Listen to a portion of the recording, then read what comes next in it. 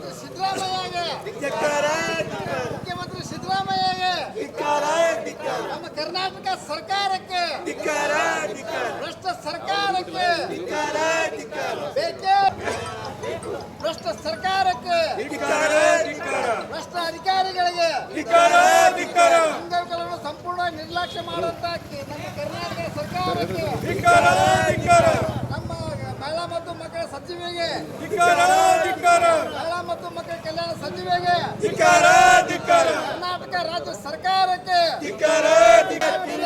ಏನೇ ಬರಲಿ ಬೇಕೇ ಬೇಕು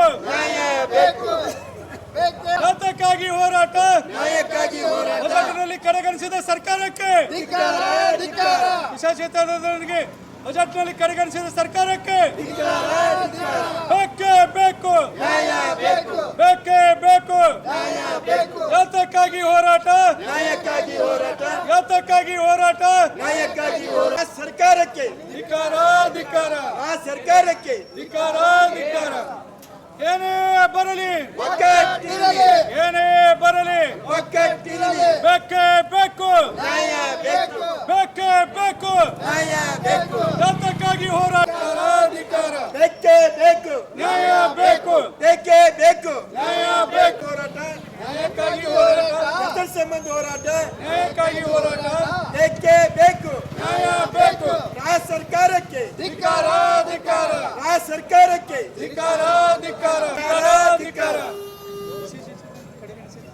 ಅಂಗವಿಕಲರನ್ನು ಕಡೆಗಣಿಸಿದ ಸರ್ಕಾರಕ್ಕೆ ಅಂಗವಿಕಲರನ್ನು ಮರೆತಿರುವ ಸರ್ಕಾರಕ್ಕೆ ಬೇಕೇ ಬೇಕು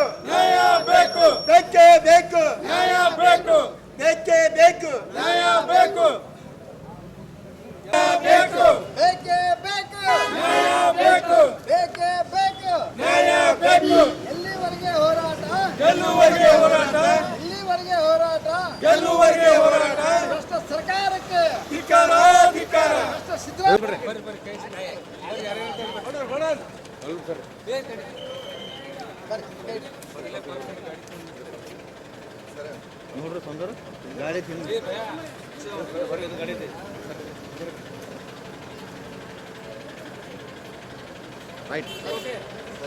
ಇವತ್ತಿನ ದಿವಸ ನಾವು ಜಿಲ್ಲಾಧಿಕಾರಿಗಳ ಮೂಲಕ ರಾಜ್ಯ ಸರ್ಕಾರದ ಮುಖ್ಯಮಂತ್ರಿಗಳಿಗೆ ಒಂದು ಮನವಿಯನ್ನು ಸಲ್ಲಿಸ್ತಾ ಇದ್ದೀವಿ. ಬಜೆಟ್ನಲ್ಲಿ ನಮ್ಮ ವಿಶೇಷಚೇತನರಿಗೆ ಕಡೆಗಣಿಸಿದ್ದಾರೆ. ಆ ಕುರಿತು ನಾವು ಇವತ್ತಿನ ದಿವಸ ಹೋರಾಟ ಮಾಡ್ತಾ ಇದ್ದೀವಿ. ಕೂಡಲೇ ನಮ್ಮ ವಿಶೇಷಚೇತನರ ಬಜೆಟ್ನಲ್ಲಿ ಮಾಸಾಸನವನ್ನು ಹೆಚ್ಚಳ ಮಾಡಿ, ಇಲ್ಲದೆ ಹೋದಲ್ಲಿ 2028ಕ್ಕೆ ತಮ್ಮ ಸರ್ಕಾರಕ್ಕೆ ಸರಿಯಾದ ಬುದ್ಧಿಯನ್ನು ಕಲಿಸಬೇಕಾಗ್ತದೆ ಅಂತೇಳಿ ನನ್ನ ಎರಡು ಮಾತುಗಳನ್ನು ಮುಗಿಸ್ತೀನಿ. ಕರ್ನಾಟಕ ರಾಜ್ಯ ಅಂಗವಿಕಲರ ಹಾಗೂ ಪಾಲಕರ ಒಕ್ಕೂಟ ಜಿಲ್ಲಾಧ್ಯಕ್ಷ ವಿನೋದ್ ಖೇಡಿ. ಸ್ನೇಹಿತರೆ, ಇವತ್ತಿನ ದಿವಸ ವಿಶೇಷವಾಗಿ ಯಾಕಂದ್ರೆ ಸುಮಾರು ನಮ್ಮ ಒಂದು ನಿರೀಕ್ಷೆ ಇತ್ತು ಬಜೆಟ್ ಮ್ಯಾಗ. ಯಾಕಂದ್ರೆ ಮೊನ್ನೆ 2 ಸರ್ತಿ ಹೋರಾಟ ಮಾಡಿದೆವು ನಾವು ರಾಜ್ಯದಲ್ಲಿ ಹೋಗಿ.